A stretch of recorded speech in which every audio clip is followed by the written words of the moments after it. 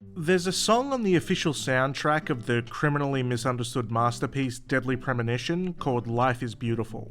And it's so upbeat and silly that it regularly gets used in YouTube videos and memes, often indicating the pleasant status quo before something humorous happens. Within the context of the game, it often accompanies the protagonist, Francis York Morgan, discussing his favourite film trivia and laughing with his friend Zach, right before arriving at the scene of yet another grisly murder by the Raincoat Killer.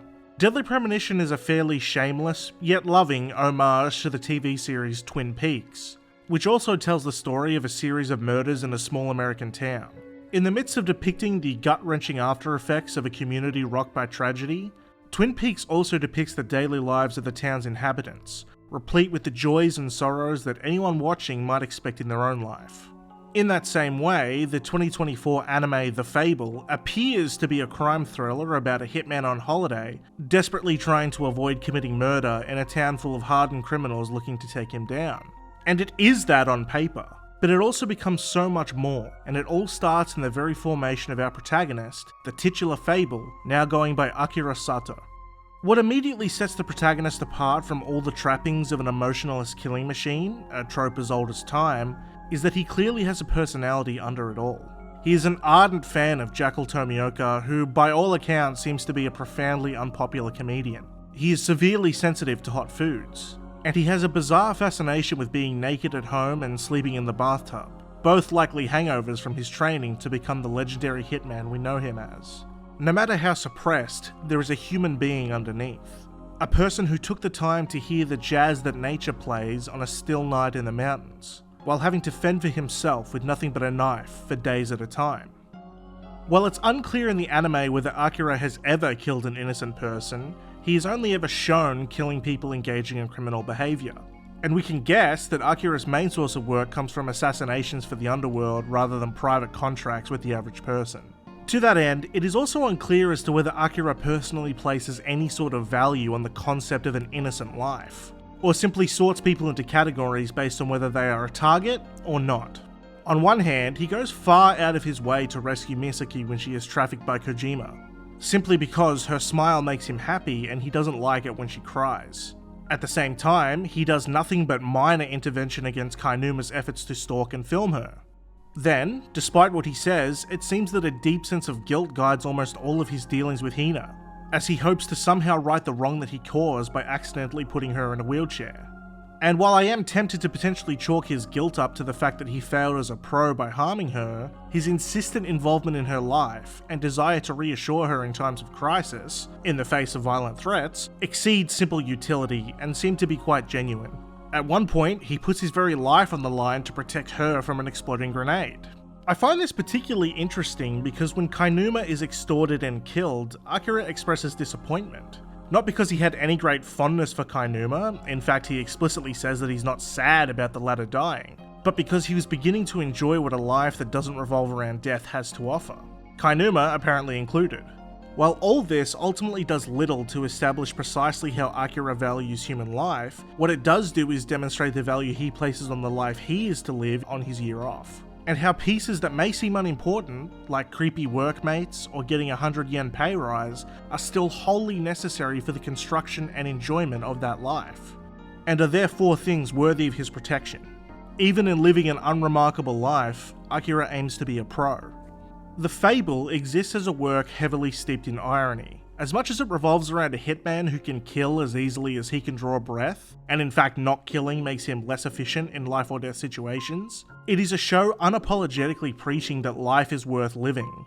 It demonstrates how the daily lives that we rarely think about can be aspirational to someone who is never afforded the opportunity for normalcy, and the lengths they will go to hold on to it once they get it. That there can still be joy found in a job that pays like crap, and that the simple pleasures can be the sweetest. The Fable contends that the simple peace that we can find in our uneventful lives is to be cherished wherever we can attain it. I don't think the Fable is saying anything as idealistic as life is what you make of it. Sometimes bad things happen to people that don't deserve it, and the character of Misaki demonstrates this more clearly than any other, by virtue of the fact that she's a hard-working person who has simply made some mistakes in the past. Without Akira and the superhuman abilities he brings to the table, she would be in serious peril multiple times over. The Fable isn't shy about highlighting the horrible things that can happen in this world. However, I think the show makes the case that it is possible to find some peace in that chaos, and we only need to turn our focus from the protagonist Akira to the final antagonist, Rei Utsubo, and the sharp contrast that he introduces. Despite his evil thoughts and deeds, he expresses a disarming fondness for the starry night sky. Not because of its inherent beauty or anything like that, but because the vastness of the universe allows him to minimize the heinousness of his own crimes. Widening the scope of his understanding of the universe highlights to Utsubo his own insignificance, and if he is insignificant, so too must the suffering be that he causes to all that cross his path, resulting in the callous and nihilistic worldview that allows him to perpetrate evil without hesitation or remorse, caring only for his own survival and pleasure.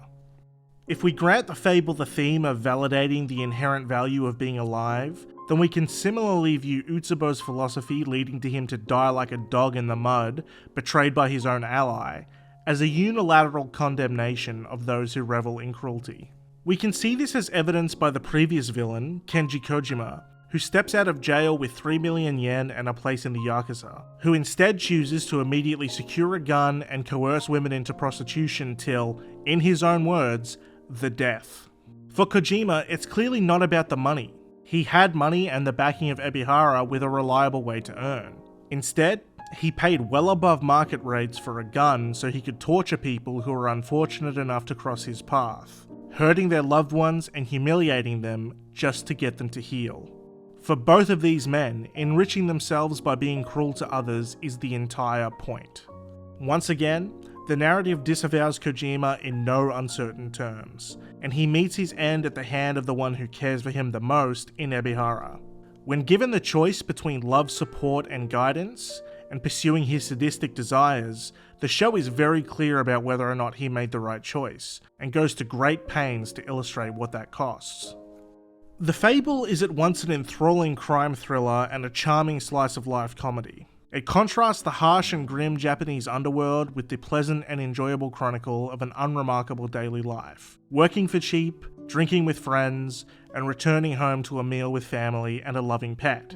In a very real way, it puts the very lives we live, as unremarkable as they may seem, as the antithesis of death itself. Akira is an expert in death, and knows very little about the world we live in. The more that he acclimates to that world, the happier and more enriched he becomes. And every character who he comes across that is only interested in their own satisfaction dies in a brutal way. Subsequently, with Akira as an avatar, we can explore our own lives through another set of eyes, and see the value that we may otherwise never see, or worse, take for granted.